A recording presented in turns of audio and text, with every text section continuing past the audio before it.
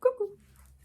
Le Pumpkin Autumn Challenge est terminé et je vous ai pas encore fait le bilan, je vous le ferai dans quelques jours. Ceci dit, je suis à Metz pour le week-end, j'ai ramené des livres du coup du Pumpkin Autumn Challenge, de ma palle d'automne en fait, à remettre dans ma bibliothèque ici chez ma maman.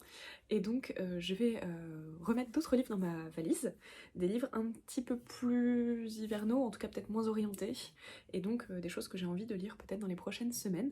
Donc j'avais envie de vous faire peut-être une petite vidéo, ou peut-être que j'intégrerai ça à un vlog, mais je pense que je vais en faire une vidéo, des bouquins que je prends pour l'instant en tout cas dans ma valise pour retourner à Strasbourg, en sachant que voilà, c'est quelque chose qui va bouger et que la prochaine fois que je reviens je ramènerai sûrement des livres. Enfin, mes piles à lire en fait c'est pas quelque chose de très fixe, mais ça me permet de la préparer en même temps en fait, donc évidemment je remets dans mon sac, puisqu'il traîne avec moi depuis un petit bout de temps maintenant, Carrie de Stephen King et Un psaume pour les recyclés sauvages de Becky Chambers, que j'ai bon espoir de terminer aujourd'hui avant la dernière minute du Pumpkin Autumn Challenge, puisqu'on est le 4 et que ça se termine le 4.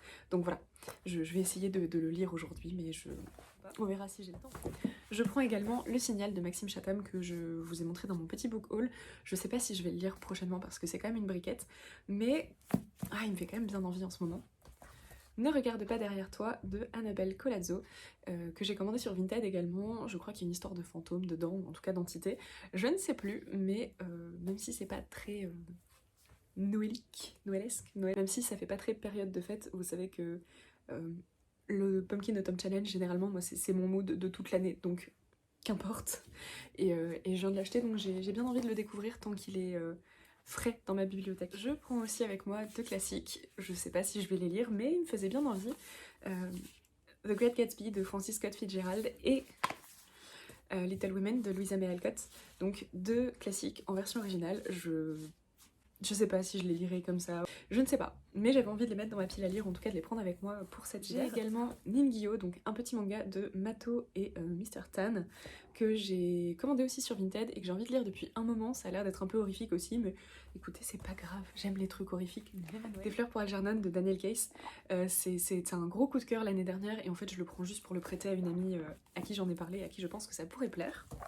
Homebody de Rupicor, en fait j'ai jamais lu de Rupicor et j'ai bien envie de découvrir, et ça c'était un service presse, donc voilà, je me dis c'est l'occasion de le prendre avec moi, peut-être de le feuilleter de temps en temps, on verra. De même encore un service presse de l'année dernière, April et le dernier ours de Anna Gold, une histoire de petite fille qui va avec son père sur une île de l'Antarctique et qui découvre un ours, probablement le dernier ours, hiver, j'adore les ours.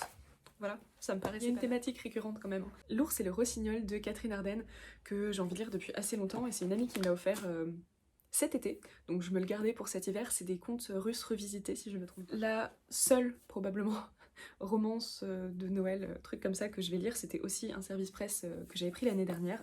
Il s'agit de Uga, je ne sais plus comment ça se prononce, and Kisses de Clara Christensen. Je ne sais plus de quoi ça parle, mais voilà, je me dis ça peut être pas mal, surtout qu'en fait il fait 24 chapitres, donc à la limite, si je rattrape les 4 ou 5 premiers chapitres maintenant ou demain, ça peut être mon livre de l'avant. Ce qui peut être pas mal. Twister de Juliette Forest, que j'avais commencé, et en fait il fait aussi 23 ou 24 chapitres. Je me dis que ça peut être pas mal, c'est un jeunesse avec une jeune fille qui a un pouvoir de tempête.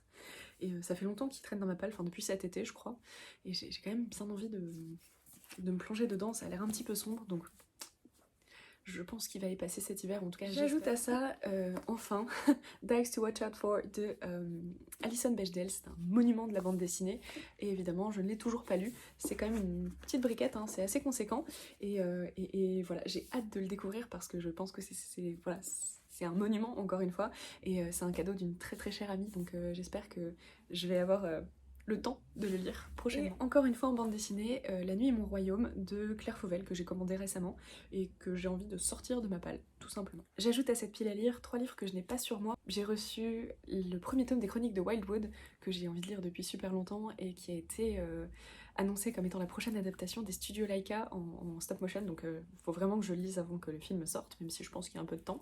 De même que Un bûcher sous la neige de Susan Fletcher, que j'ai envie de lire depuis super longtemps parce que Margot Liseuse en avait dit du très très très bon, et je l'avais jamais trouvé en librairie, et il se trouve que je l'ai trouvé sur Vinted aussi un petit peu par hasard, donc je les ai reçus, il faut juste que j'aille les chercher, sauf qu'ils sont arrivés à Strasbourg, je suis à Metz, donc voilà.